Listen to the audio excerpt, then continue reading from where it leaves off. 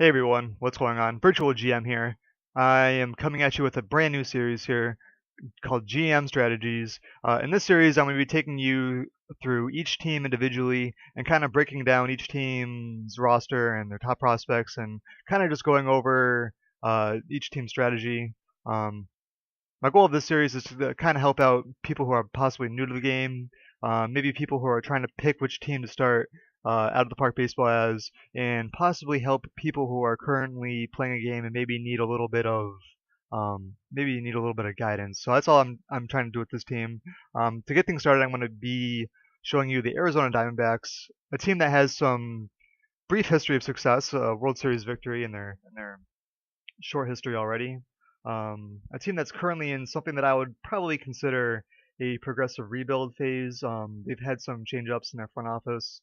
They've had a little bit of turbulence in that area, but they are a team that historically has a pretty good farm system. I mean, in the past couple of years alone, they've had guys like Max Scherzer, Jared Parker, Trevor Bauer, Archie Bradley, Tyler Skaggs, a whole bunch of other really good pitching prospects, as well as some really good hitting prospects like Paul Goldschmidt. Just to take you through their roster here, as you can see here at the moment, obviously their best player is Paul Goldschmidt, your prototypical number three, number four hitter. Really good plate discipline, really good power. He's a guy who has the potential to hit 30 home runs a year consistently. Good contact. Obviously a four-star, five-star player. A guy who will be an all-star. Really kind of the ideal player to kind of build your lineup around. A dude that will absolutely anchor your lineup. To go along with Paul Goldschmidt, it's kind of a little bit of a rocky situation. You have AJ Pollock, who is a pretty good um, defensive outfielder, but other than that, doesn't really have any true skills.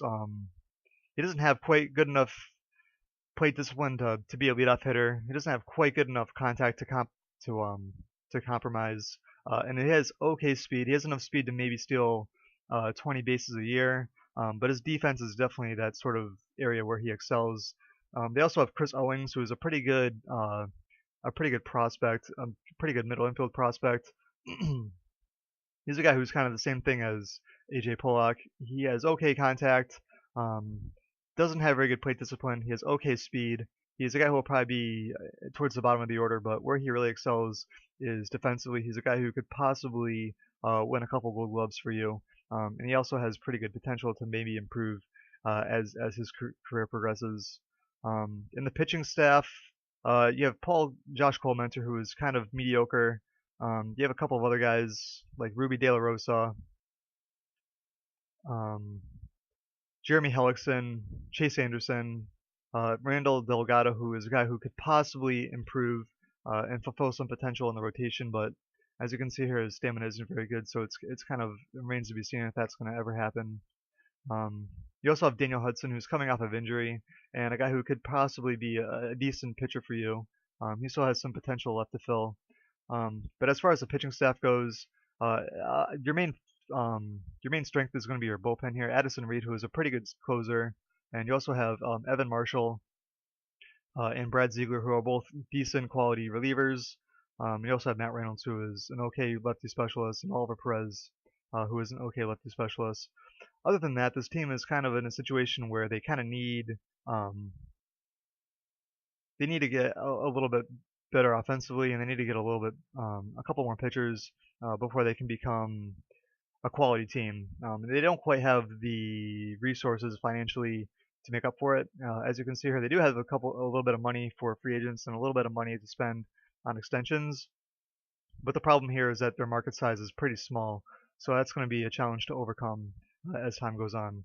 And their owner isn't exactly terribly uh, he's not very generous.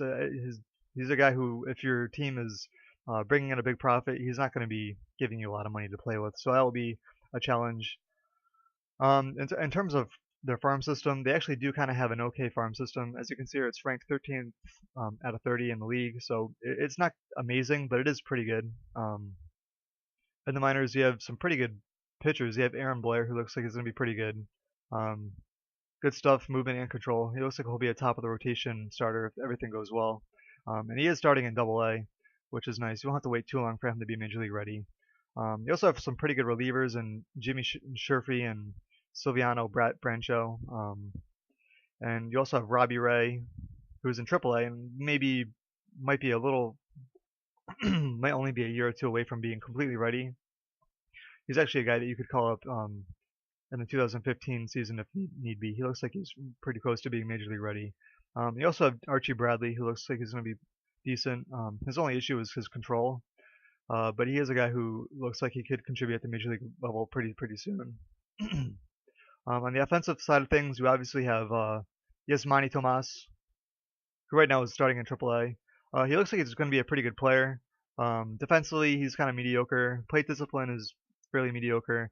But he is a guy who has he's a guy who has a lot of raw power, and he could end up being a guy who is a good player to complement Paul Goldschmidt in your lineup. You could probably hit him fourth, and he could be a guy who could drive in a lot of runs.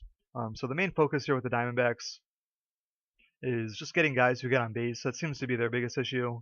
You got guys like Mark Trumbo, and you got guys like Yasmany Tomas who have really good power potential, but you don't really have many guys in the lineup who are good at getting on base, and that's kind of really where this team struggles.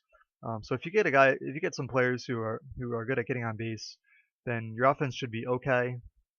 And if you get guys like Aaron Blair and Archie Bradley and Tuki Toussaint, if you got a couple of top of the rotation starters, guys who can just give you some quality starts, this team should actually be in pretty good situation. And they do have some good contingency plans. Guys like Alan Webster. They have a couple of good minor league relievers, guys who could come up and contribute right away. So they aren't a team who's in a really bad situation. I'd consider them to be kind of in the middle of the pack as far as potential starts go. They have a pretty good farm system here. Nick Ahmed, a pretty good looking prospect. As you can see, they're really good defensively, pretty good looking hitting stats. A guy who will probably be pretty good at the major league level. Sergio Alcantara, who looks like he has pretty good potential. Brandon Drury, same thing, pretty good potential there. So this is a team that has a pretty decent farm system. They have guys like Paul Goldschmidt. They have a couple guys at the major league level who are definitely good to build the team around. So this is a team that I was pretty good to start a game as. It shouldn't be too challenging, but it'll be just challenging enough given their market size and given your financial situation. So I hope you guys enjoyed this video. Hope you subscribe, comment. I'll be doing each team individually, so hopefully as time goes on, I can break things down maybe a little bit more and give you some more in-depth detail. So thank you for watching.